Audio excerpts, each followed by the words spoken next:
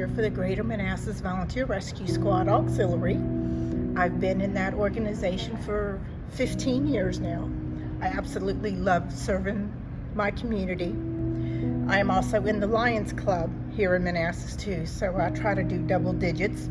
I'm in the Manassas Gap Club, and we do a lot of good things for the community. Raise money for fuel, people who need help with fuel for their homes, or scholarships, a vast amount of things. I manage the Old Town Man Cave here in the city of Manassas. I also serve on the Manassas Business Council. Aside of funeral service and ministry, I've also worked with LPCs in counseling for substance abuse, domestic violence, those areas, and certified in certain areas of that. I'm very involved with the Morticians Association both nationally and locally and statewide.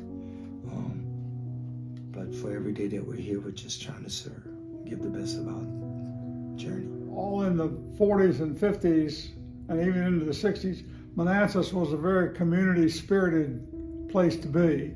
Most people who were in the civic organizations were either in the Lions Club, the Kiwanis Club, or they were in veterans organizations. They were in the VFW, and this is the same VFW that's here now, and the American Legion, and that was post 158, I think, which is gone now, and but post 10 is down here, so down next to the railroad track.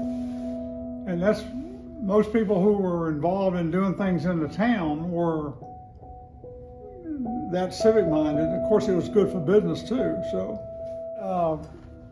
I joined the Junior Chamber of Commerce in mid-60s, the JCs. And we met at a place out at Lake Jackson called Lake Jackson Lodge. And we met there for a lot of things, for dinner, for some of our meetings, and we were participants in the Christmas parade, but just about every civic organization back in those days was. The Christmas parade was a highlight of the year, and there were always volunteer groups who honored, had some kind of celebration and invited the public on Memorial Day, on the 4th of July, Labor Day. The JCs used to do a Christmas shopping tour. This is another thing.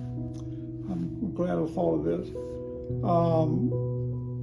Every Christmas in the Christmas parade, we carried a blanket and asked people to throw money in it. And we would raise money, and we would go to the schools and ask them which of the students came from poor families who could not afford Christmas. So we did a Christmas shopping tour for the children in those families, the small children, up to, I think we used ages 8 to 12 or something like that. And we took them to Rohr's store, and we would give them whatever money we raised in that blanket. And it would usually be $15, $16, $18, $20, and they could spend that on gifts for their families. And we would pick them up, take them to lunch, and then in the afternoon we would go up to Rohr's and take them home with the gifts. And that's one of those rewarding things I've ever done. And we would take, there would be probably families, kids from 50 families.